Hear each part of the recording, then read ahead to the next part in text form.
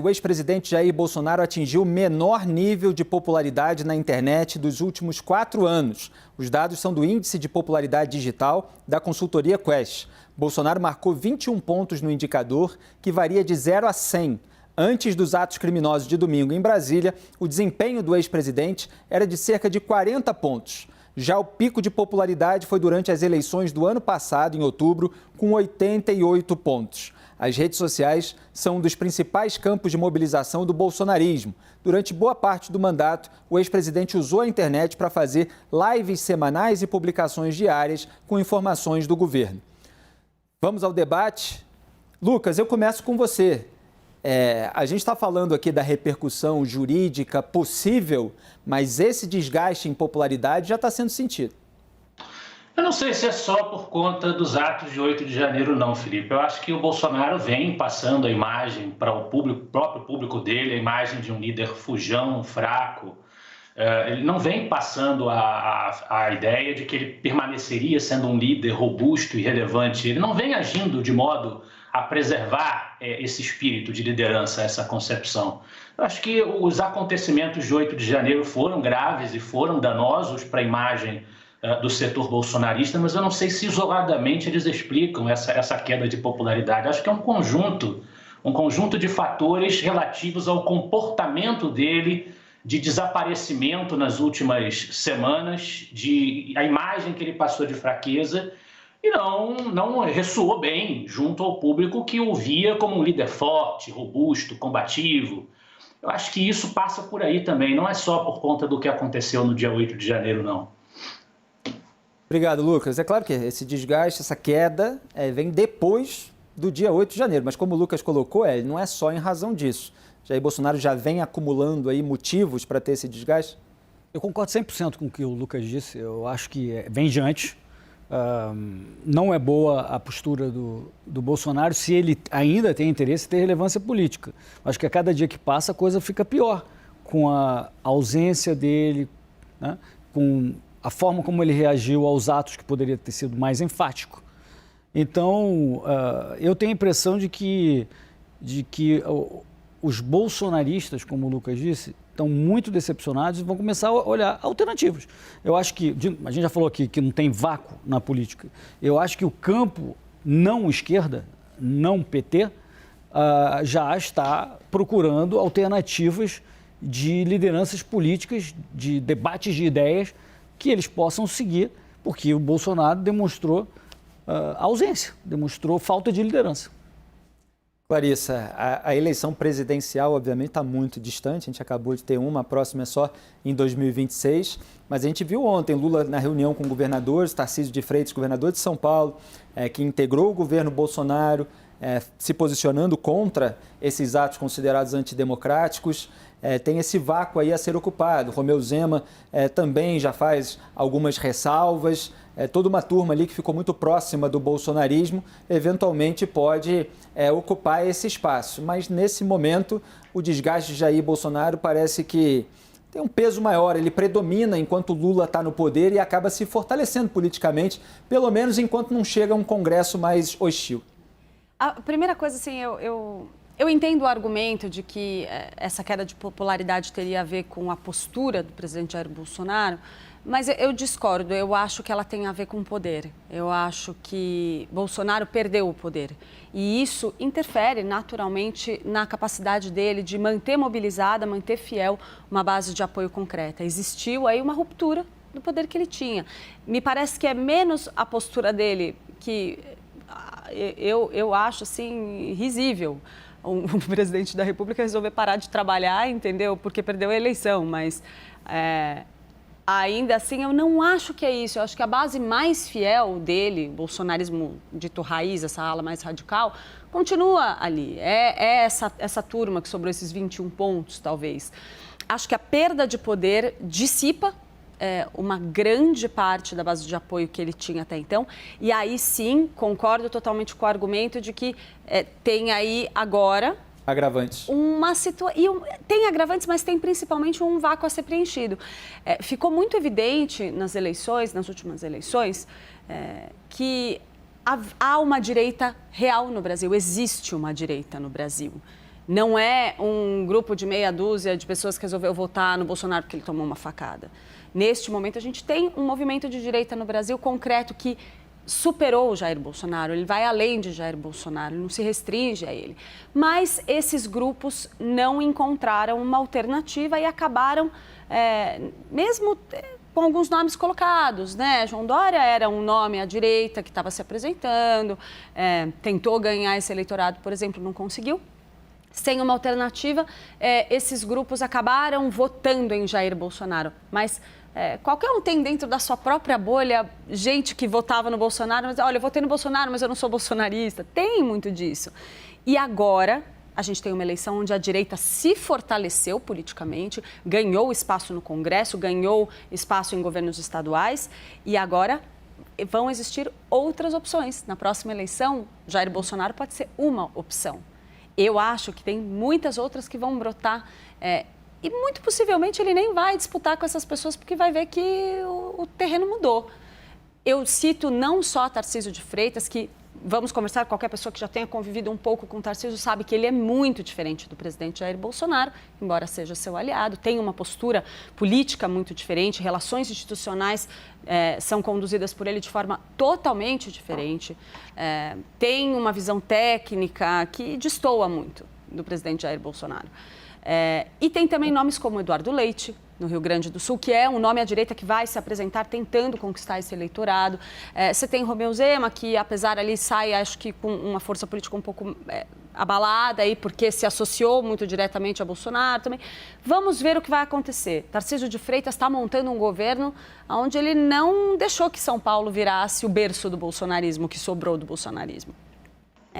Vai vir uma coisa diferente pela frente, eu acho que outros nomes vão se sobressair e sim, talvez a popularidade dele mingue ainda mais daqui para frente. Acho que vai depender muito do que acontecer com ele também em termos de investigações, responsabilização pelo que aconteceu durante o governo dele também. Agora, Bruno, falando com outras palavras aqui um pouco do que a Clarice falou, você não acha que o número do Jair Bolsonaro de popularidade, esses mais de 80 aí na época da eleição, nas próprias redes sociais, embora ele seja ali historicamente forte nesses últimos anos, pelo menos, esse número não estava inflado justamente por ele ser, na corrida eleitoral, a alternativa ao Lula? E a partir do momento, como a Clarissa colocou, que ele perde o poder, desinfla, fica ali mais próximo dele e aquele núcleo bolsonarista raiz. Aqueles outros parece que dispersam e começam a procurar novas opções. É claro que o pessoal segue a vida, são 4 anos até a próxima eleição, mas já não está ali engajado. Complementando o que Clarice disse, citando Tancredo Neves, ele dizia que o que atrai apoio não é o poder, é a perspectiva de poder. Então, acho que as cotações para Bolsonaro para 2026 já estão muito em tendência de baixa. A gente vê a movimentação das alianças cada vez mais se desfazendo. E essa popularidade também, eu concordo com você, Felipe, eu acho que é quase acidental. Eu acho que Bolsonaro foi quase um presidente acidental do Brasil, porque ele capturou, ele sequestrou o discurso anticorrupção, no momento que o Brasil vivia essa grande onda do combate à corrupção. Lá em 2018, ele se apropriou desse discurso sem nenhum respaldo no seu passado. Se vendia como um outsider, mas estava há 30 anos na política, sua família de políticos, sem jamais ter apresentado uma lei anticorrupção, sem jamais ter participado de uma investigação parlamentar por corrupção, sem nunca ter acusado os correligionários dos partidos mais sujos que ele participou, que ele foi sua vida política toda, do PP e todos esses partidos. Então, sem qualquer estofo de realidade, ele conseguiu se vender como um líder anticorrupção. Fora as suspeitas que vieram depois da eleição, é bom que se lembre a ordem dos fatos, a partir da lista do COAF, que apontava a movimentação bancária atípica do Fabrício Queiroz, ex-assessor do Flávio Bolsonaro. A partir desse fio, dessa pena, se puxou todo o galinheiro, como se diz na expressão popular, sobre as suspeitas de rachadinhas em gabinetes passados da família. Isso veio depois da eleição, depois que ele tinha capturado esse discurso. E aí, na prática, o desempenho dele como presidente foi bem contrário àquilo que ele vinha prometendo. Exato. E antes de tomar posse, Essas revelações ocorreram foi em novembro de 2018, antes da posse. Então, já é um presidente que entra sob investigações graves, de crimes graves, de corrupção da família, de vários filhos, 30 anos aí de alegações de rachadinhas em todos os gabinetes. E, com isso, para defender, proteger a família, começa a ingerência sistemática nos órgãos de controle, a destruição dos marcos de combate à corrupção que o Brasil tinha levado décadas para construir. E a gente viu esse desmonte acelerado em 4 anos, um desmanche total dos nossos marcos legais e institucionais para o combate à corrupção, muito motivados por esse desejo de impunidade do próprio Bolsonaro e a família, e muitos dos aliados que também queriam ver isso acontecer, né? Grande parte do sistema político. Diga ele, um comentário rápido para ilustrar um pouco do que a Clarissa estava falando dessa mudança de poder no Brasil. Muito poder em Brasília, muito poder no Executivo, embora eu acho que o Congresso tenha mais. Ontem foi simbólica aquela reunião que interrompeu o Arena, enquanto a gente estava falando, do Lula com os governadores, todos lá, parecia uma cerimônia de beijamão do rei. Estava o Tarcísio, estava o Zema, a gente está mencionando aqui, e foram muito cordiais. O Tarcísio, inclusive, falou: Alckmin, quero ajuda sua sobre São Paulo, que é uma coisa que para os bolsonaristas que apoiam o Tarcísio deve ter ficado horrorizados, né? Então, o Tarcísio é muito razoável. Quem vê a forma como ele se relacionou com outras instâncias e outros partidos, para ele não é uma surpresa. Eu não sei se é natural. Eu acho que é um cálculo político. Eu acho que esse é o simbolismo. Ele pensou, parece, durante o dia, em não ir na reunião, mandar uma pessoa. E ele fez o cálculo político. Se ele não estivesse lá, isso seria muito ruim. Então, eu acho que foi simbólica dessa passagem de poder. As pessoas falando: cara, Bolsonaro está fora do jogo, estamos todos aqui, e agora é um novo jogo. Então, acho que foi muito simbólico dessa passagem de poder, que tem a ver, eu concordo com a tua análise, viu, Clarissa, de que tem também essa coisa do poder na popularidade dele. Ele é uma carta fora do baralho agora. Tem também campanha, né, gente? Foi no auge da eleição que ele bateu esses 80, não sei quantos pontos. E engajamento em redes sociais envolve também injeção de dinheiro em engajamentos em redes sociais. Mas ele já estava em 80 antes, estava em 2020, 2021, estava em 80 também. Aí é que ele caiu agora, recentemente. Eu acho que é muito importante que o sistema político, as instituições, os setores da sociedade, eles mostrem coesão em defesa de um denominador comum, que são as regras do jogo democrático, e isolar toda a franja radical. Eu acho que foi muito importante antes das eleições. Eu acho que a gente não viu um cenário de Capitol Hill, o que nós vimos agora acontecer no período das eleições, porque todos os setores estavam mandando mensagem, que não seria tolerado. O setor privado mandou mensagem com a carta da Fiesp, ainda que com disputas internas, a comunidade internacional unanimamente mandando mensagens que não haveria qualquer apoio com algum tipo de golpe, setores da sociedade, e a posse do Alexandre de Moraes foi uma das maiores expressões de reunião dos poderes de tantos governadores. Então, eu acho que essa reunião de ontem, ela traz uma imagem muito forte de que essa franja radical, ela não tem espaço no nosso sistema democrático. É incrível como o bolsonarismo radical ajuda o Lula, né? Pô, é um favor enorme. Exato. A cena de Lula ali, de mão dada com os governadores, de presente, vem de bandeja. E não é o primeiro. Não é o primeiro. Vamos lembrar que eu tenho muito claro que os acontecimentos do bolsonarismo mais radical, logo antes das eleições, impactaram na capacidade do ex-presidente Jair Bolsonaro de se reeleger. O caso de Roberto Jefferson, Carla Zambelli, são todos episódios que ajudaram a sacramentar na cabeça de uma parcela dos eleitores essa ideia do bolsonarismo violento, ou de uma ala do bolsonarismo violento.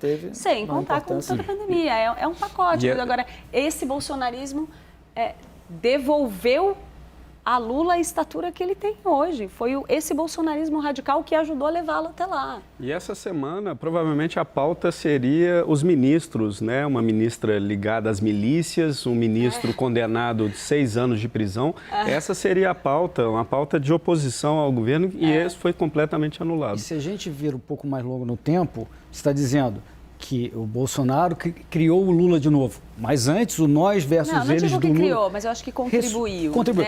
Mas o Lula lá, nós versus eles, criou o Bolsonaro. Lógico. Agora, O Bolsonaro criou o Lula.